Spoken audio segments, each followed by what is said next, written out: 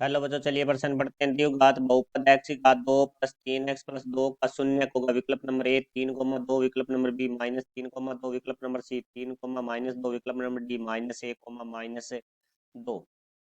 मुख्य अवधारणा, तो हमारा जो प्रश्न है वो द्विघात बहुपद से संबंधित है। तो द्विघात का अर्थ है, तो अधिकतम घात है वो हमारी दो है।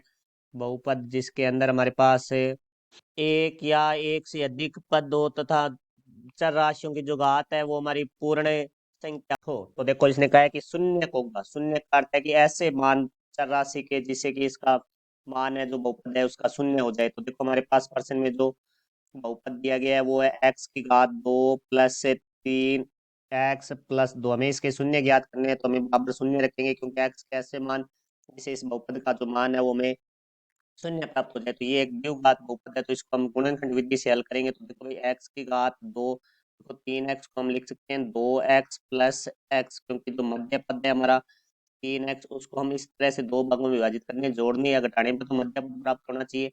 और इन दोनों पदों का जो गुणा करने पे है वो हमें पहले और तीसरे पद के गुणा के बराबर होना चाहिए। 2x और x है वो 3x होता है। 2x को x से गुणा करते हैं, 2x की घात दो आता है जो कि पहले और तीसरे पद के गुणा के बराबर है।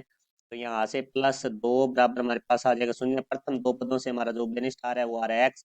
एक्स उभयनिष्ठ लेंगे तो हमारे पास आ जाएगा x+2। फिर हमारे अंतिम दो पदों से प्लस का एक उभयनिष्ठ आ रहा है, तो यहाँ हमारे पास आ जाएगा x+2 बराबर हमारे पास आ जाएगा शून्य। तो इन दोनों पदों में से हमारे पास x+2 बेनिस्ट आ रहा है, तो x+2 बेनिस्ट लेंगे तो हमारे पास रह जाएगा x+1 बराबर हमारे पास आ जाएगा शून्य।